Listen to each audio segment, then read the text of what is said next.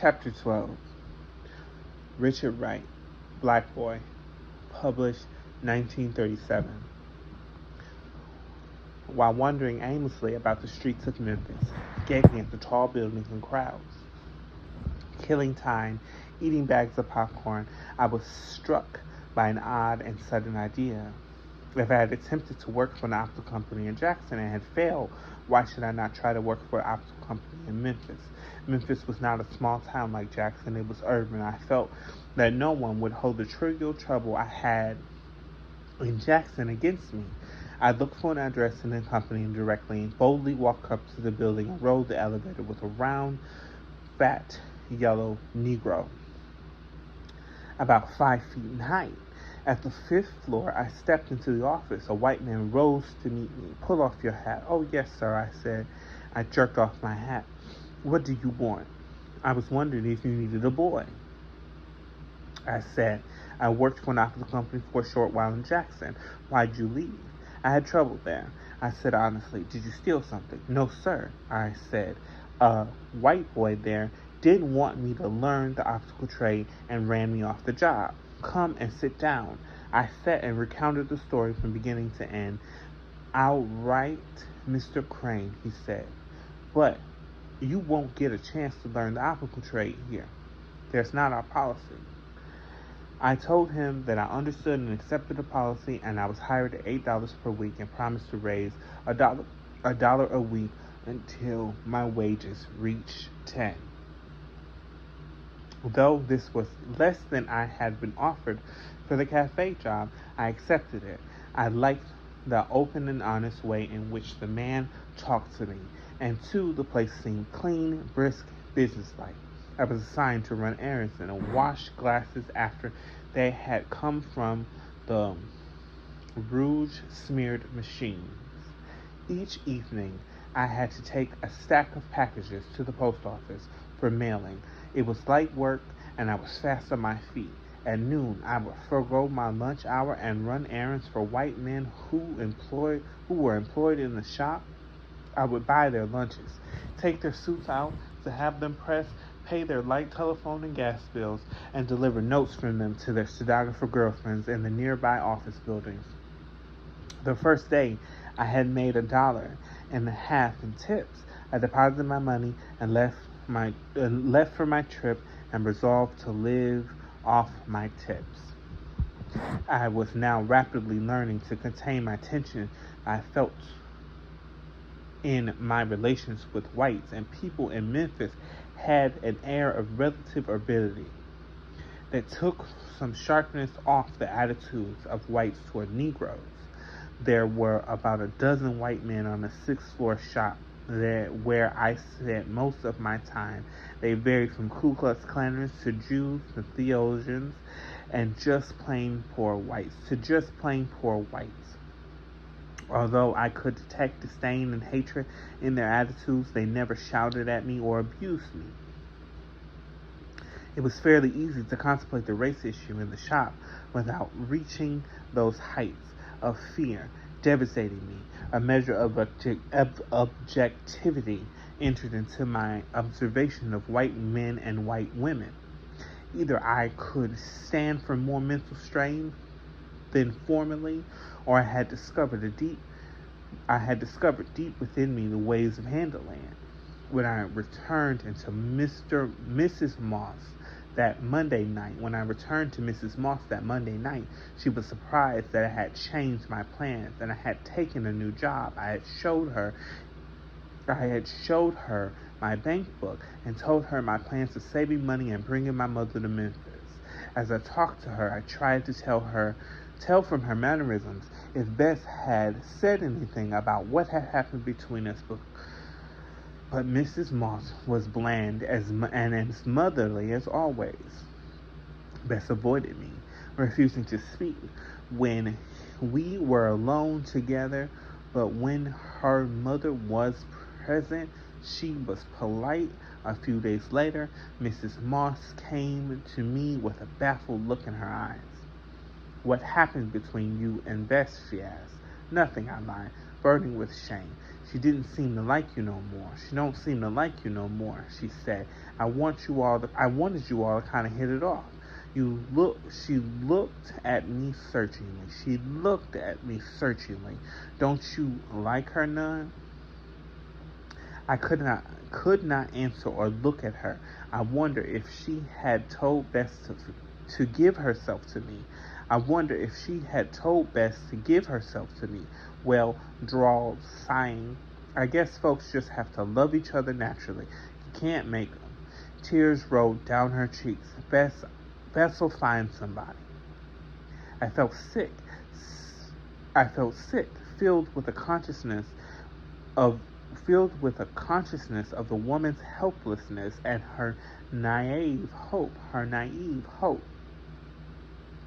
Time and again she told me that Bess loved me, wanted me, and she suggested that I try Bess to see if I like her. Ain't no harm in that. And her words invoked in me a pity for her that had no name. Finally, it became unbearable. One night I returned home from work, found Mrs. Moss sitting by the stove hall, nodding. She blinked her eyes and smiled. How are you, son? She asked. Pretty good, I said. Ain't you and Bess got friends or something yet? Got to be friends or something yet? No, ma'am, I said softly. How come you don't like Bess? She demanded. Oh, I don't know, I said, becoming angry. It's 'cause she ain't too bright. It's 'cause she ain't too bright. No, ma'am, Bess is bright. I lied. Now, how come? Then how come? I still could not tell her. You and Bess could have this house for your home, she went on. You all bringing up your children here. But you'll have to find their own But people have to find their own way to each other, I said. Young folks ain't got no sense these days, she said. She said at last, if somebody had fixing things for me when I was a gal, I sure would have taken it. Mrs. Moss said, Mrs. Moss, I said, I think I'd better move. Move then, she exploded. You ain't got no sense. I went into the room and began to pack. A knock came at the door. I opened it. Mrs. Moss stood in the doorway weeping. Forgive me, son, she said. I didn't mean it. I wouldn't hurt you for nothing. You just like a son to me. That's all. That's all right, I said. But I better move. No, she wailed. Then you ain't gotta forgive me. Then you ain't forgive me. When a body asks for forgiveness, they means it. I stared. Bess appeared in the doorway. Don't leave, Richard, she said. We won't bother you no more, Mrs. Moss said. I wilted, baffled, sorry, ashamed. Mrs. Moss took Bess's hand and led her away. I centered my attention upon making enough money to send for my brother and mother. I saved each penny. I came by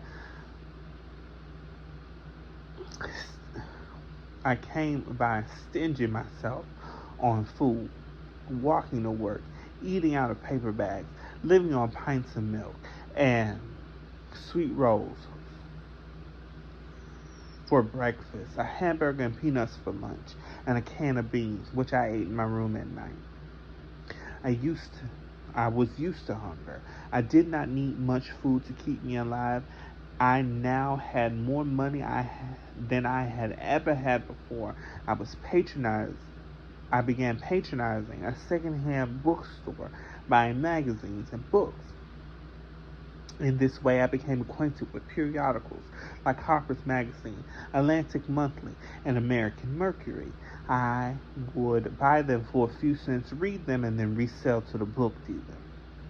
Once Mrs. Moss questioned me about reading. What you reading on the books for, boy? I just like to. You studying for long? No, ma'am.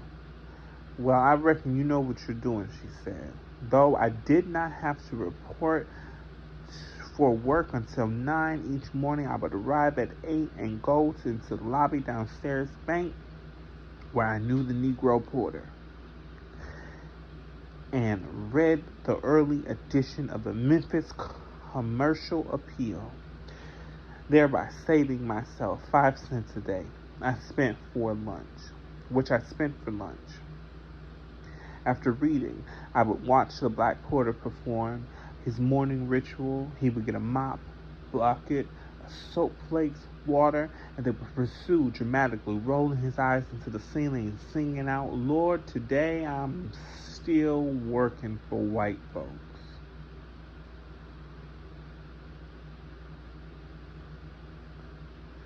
And he would mop until he sweat. He hated his job. He talked incessantly of leaving to work in the post office. The most colorful Negro boys on the job was Shorty, the round, fat, yellow elevator operator.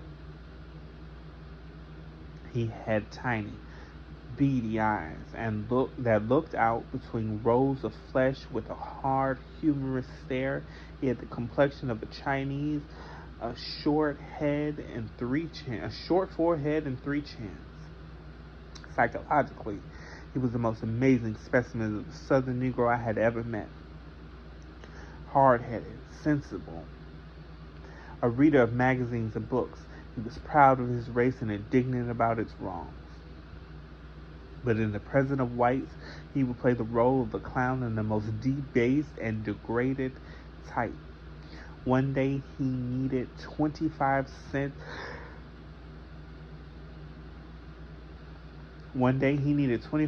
To buy his lunch.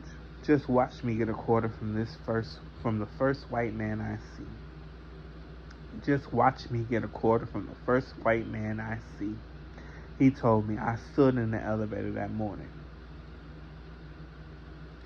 As I stood in the elevator that morning, a white man worked in the building, stepped into the elevator, a white man who worked in the building, stepped into the elevator and waited to be lifted to the floor. Shorty sang in a low mumble, smiling, rolling his eyes, looking at the white man roguishly. "I'm hungry, Mr. White Man. I need a quarter for lunch." White man ignored him. Shorty, his hands on the controls of the elevator, sang again. "I ain't gonna move this damn old elevator until I get a quarter, Mr. White Man."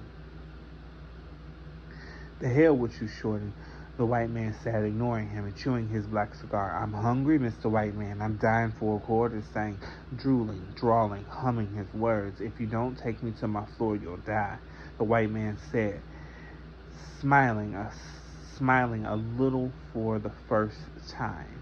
"But the black son of a bitch sure needs a quarter," Shorty sang, grimacely, clowning, ignoring the white man's threat. "Come on, you black bastard, I got to work," the white man said, intrigued by the element of sadism involved in enjoying it. "It'll cost you 25 cents, Mr. White Man. Just a quarter, just 2 bits," Shorty moaned. There was silence. Shorty threw the lever and the elevator went up and stopped about 5 feet shy of the floor upon which the white man worked. "Can't go no more, Mr. White Man, unless I get my quarter," he said in a tone that sounded like crying. "What would you do for a quarter?" the white man asked, still gazing off. "I'll do anything for a quarter," Shorty sang. "What, for example?" the white man asked. Shorty giggled, swung around, bent over, and poked out his broad, fleshy ass. "You can kick me for a quarter," he sang, looking impishly at the white man out of the corner of his eyes. The white man laughed, softly jingled some coins in his pocket, took out one, and thumped it to the floor. Shorty stooped to pick it up, and the white man bared his teeth and swung his foot into Shorty's drum with all the strength in his body. Shorty let out a howling laugh that echoed up and down the elevator shaft. "Now, open this door, you goddamn black son of a bitch," the white man said, smiling with tight lips. "Yes, sir," Shorty sang. But first he picked up the quarter and put it into his mouth. "This monkey got peanuts," he chortled. He opened the door and the white man stepped out and looked at Shorty as he went toward his office. "You're all right, Shorty, you son of a bitch," he said. "I know it," Shorty screamed and let his voice trail off into a gale of wild laughter. I witnessed the scene or variance at least a score of times. I felt no anger or hatred, only disgust and loathing. Once I asked him, "How in God's name can you do that?" "I need a quarter, I got it," he said soberly, proudly. "A quarter can't pay you for what he did to but a quarter can't pay for what he did to you." I said, "Listen, nigger," he said to me, "my ass is tough and quarters is scarce." I never discussed the subject with him after that. Other Negroes worked in the building, an old man whom we called Edison, his son John, and a night janitor who answered to the name of Dave. At noon, when I was not running errands, I would join the rest of the Negroes in a little room at the front of the building overlooking the street. Here in this underworld pocket of the building, we munched our lunches and discussed the ways of white folks toward Negroes. When two or more of us were talking, it was impossible for the subject not to come up. Each of us hated and feared the whites. Yet, had a white man put in a sudden appearance, we'd have assumed the silent, obedient smiles. To our minds, the white folks formed a kind of super world. What was said by them during the working hours was rehashed and waited here. How they looked, what they wore, what moods they were in, who had outdistanced whom in business, whom was replacing whom on the job, who was getting fired, and who was getting hired. But never did once we openly say that we occupied none but subordinate positions in the building. Our talk was restricted to petty relations, which formed the core of life for us. But under all our talks floated a latent sense of violence. The whites had drawn a line over which we dared not step, and we accepted the lines because our bread was at stake. But within our boundaries, we too drew a line and included our right to bread, regardless of the indignities or the degradations involved in getting it. If a white man had sought to keep us from attaining a job or enjoying the rights of citizenship, we would have bowed silently to his power. But if he had sought to deprive us of a dime, blood might have been spilled. Hence our daily lives were so bound up with trivial objectives to copulate when challenge was tantamount to surrendering to the right to life itself. Our anger was like the anger of children, passing quickly from one petty grievance to another, from one memory of one slight wrong to another. "You know that Bastard Olin said to me this morning?" John asked, biting into a juicy hamburger. "What?" Shorty asked. "Well, I bought him his change from paying his gas bill. He said, 'Put it in my pocket, my hands are dirty.'" John said, "I just laid the money on the bench beside him. I ain't no personal slave to him. I'll be damned if I put his own money in his own pocket." "Well, you're right, Shorty." "Well, hell, you're right," Shorty was saying. "White folks just don't think," old man Edison would say. "You sure gotta watch him," Dave, the night janitor, would say. He would have slept in the room on a cot in his nights after cleaning. He would be ready to now keep a date with some girlfriend. "Falk, sent me to get his soup press, I would say. He didn't give me a penny. Told me he would remember it on payday. Ain't that some nerve? He would say. You can't eat memory, Shorty would say. But if you keep doing them favors, but you got to keep doing them favors, old man Edison would say. If you they won't like you. I'm going north one of these days, Shorty would say. We would all laugh, knowing that Shorty would never leave. He was too dependent upon the whites for food he ate. What would you do up north? I would ask Shorty. I passed for Chinese, Shorty would say, and he would laugh again. The lunch hour would pass and we would go back to work, we but there would be in our faces not one whit of sentiment we had felt during the hours of discussion. During the hour of discussion.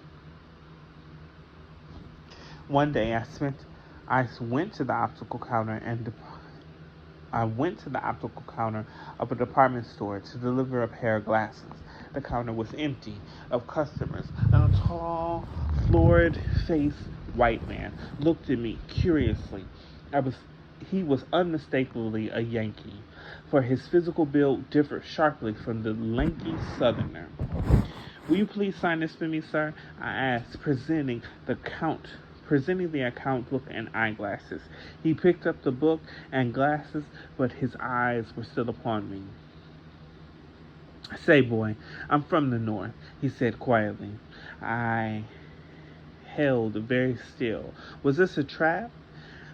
He had mentioned a taboo subject, and I wanted to wait until I knew what he meant. Among the topics of Southern white men did not like to discuss with Negroes were the following: American white women, the Ku Klux Klan, France, and how Negro soldiers fared well there. France and how Negro soldiers fared well there. French women, Jack Johnson, the entire northern part of the United States, the Civil War, Abraham Lincoln, U.S. Grey,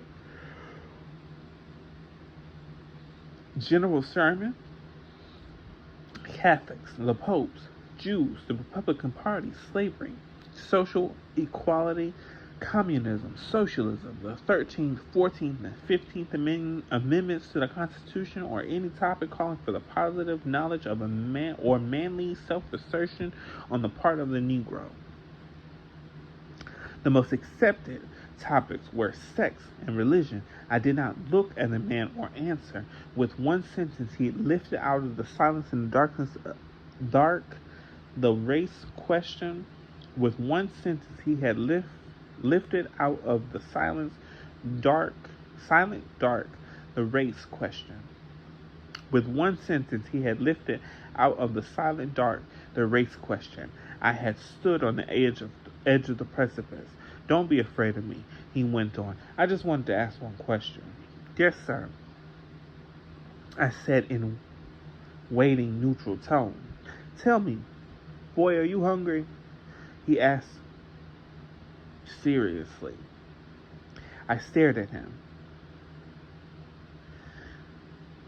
He had spoke one word that touched the very soul of me, but I could not talk to him, could not let him. No, I was starving myself to save money to go north. I did not trust him, but my face did not change in its expression. Oh no, sir, I said, managing a smile.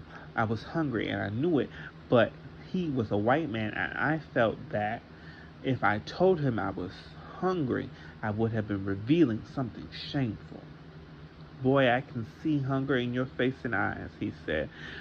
I get enough to eat alive. Then, why do you keep so thin, he asked me. Well, I suppose I'm just that way naturally, I lied. You're just scared, boy, he said. Oh no, sir, I lied again. I could not look at him. I wanted to leave the counter, and yet he was a white man, and I had learned not to abruptly walk away from white man when he was talking to me. I had learned not to abruptly walk away from a white man when he was talking to me. I stood, my eyes looking away. He ran his hands into his pocket and pulled out a dollar bill. Here, take this dollar and buy yourself some food. He said. No, sir, don't be a fool, he said. You're ashamed to take it. God, boy, don't let a thing like that stop you from taking the dollar and eating. The more he talked, the more it became possible for me to take the dollar. I wanted it,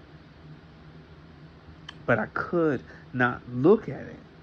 I wanted to speak, but I could not move my tongue. I wanted him to leave me alone. He frightened me. Say something, he said.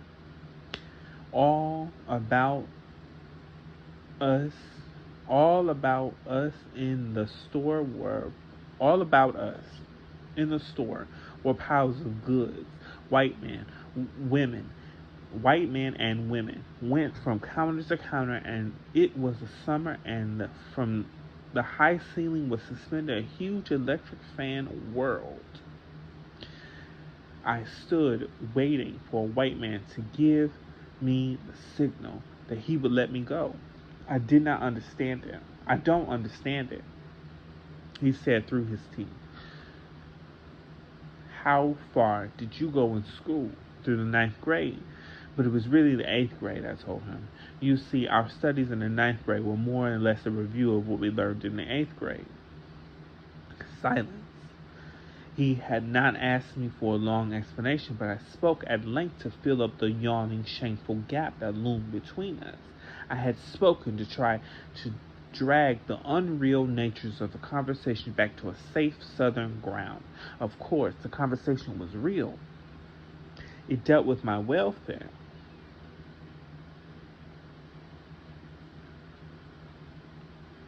But it had brought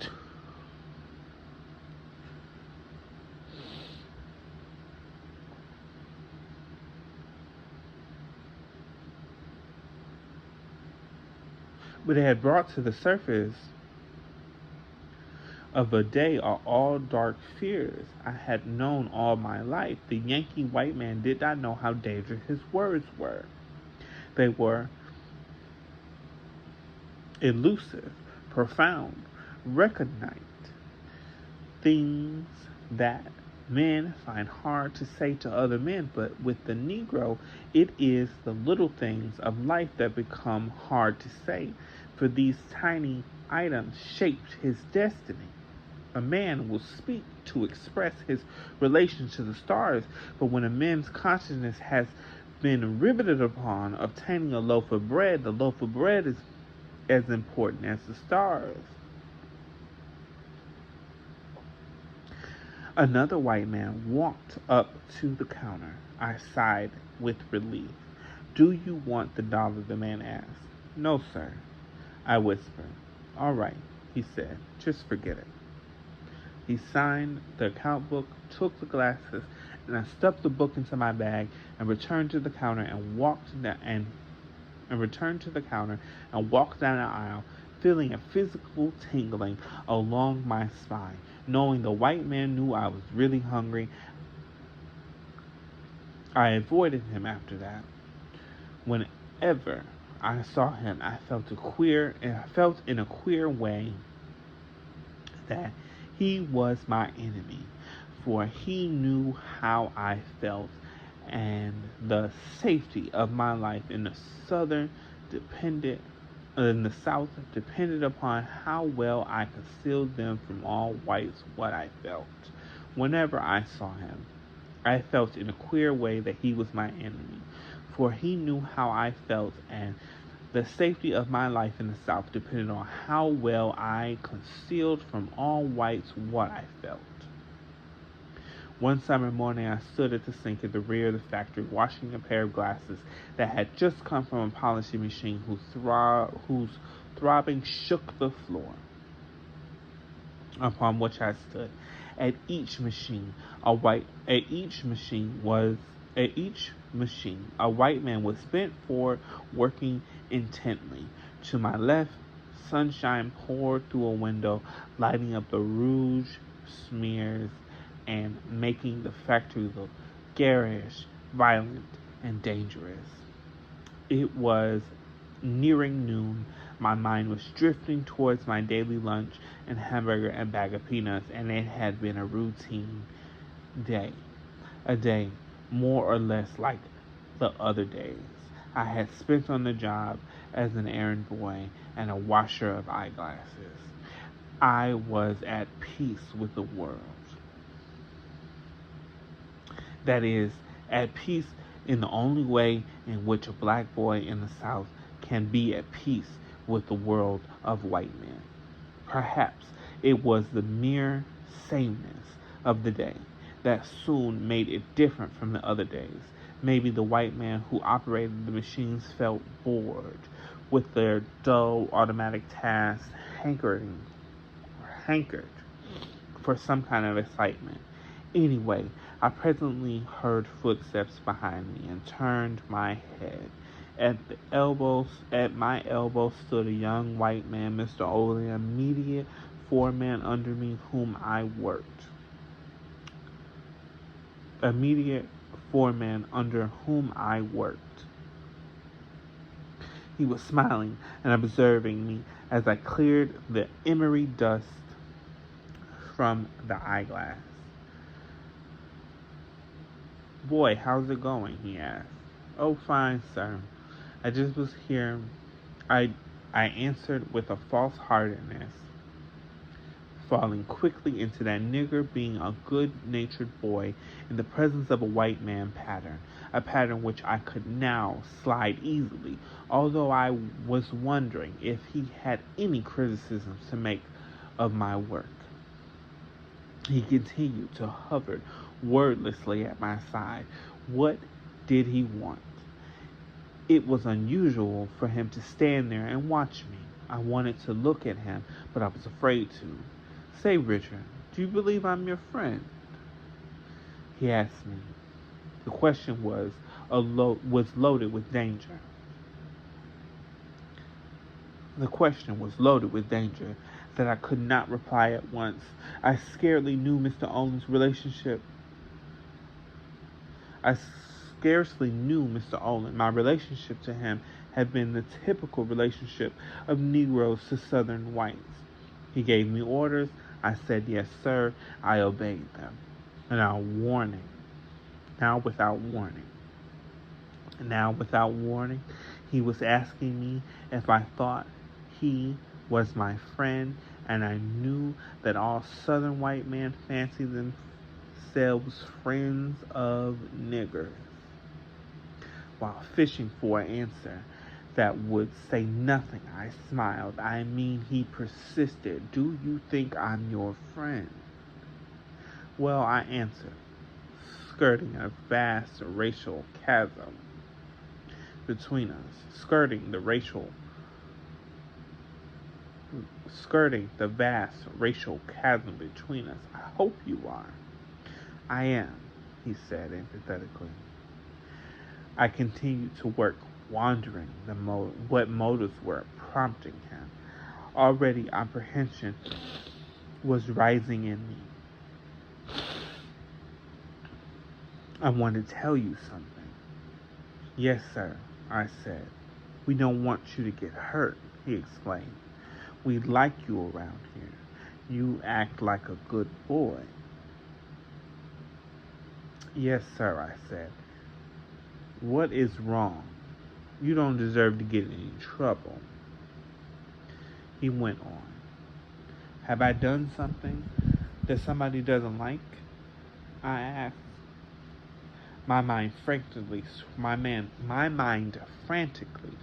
sweeping over all my past actions, weighting them in the light of the way of the white Southerner thought Negroes should act.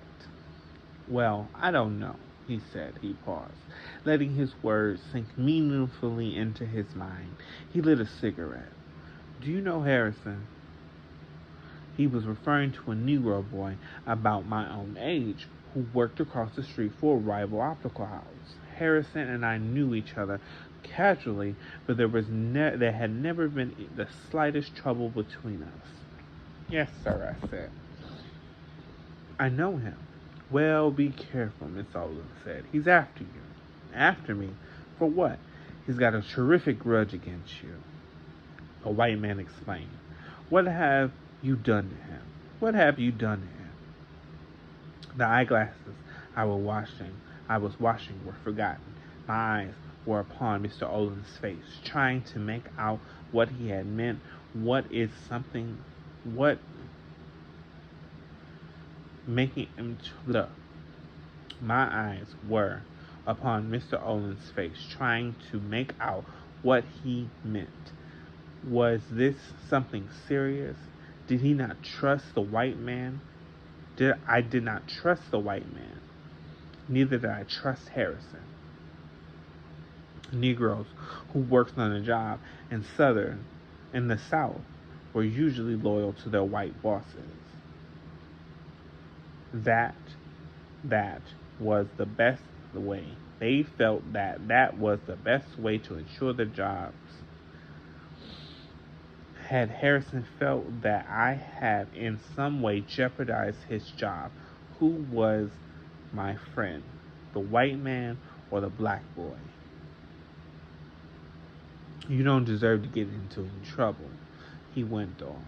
Have I done something that someone doesn't like?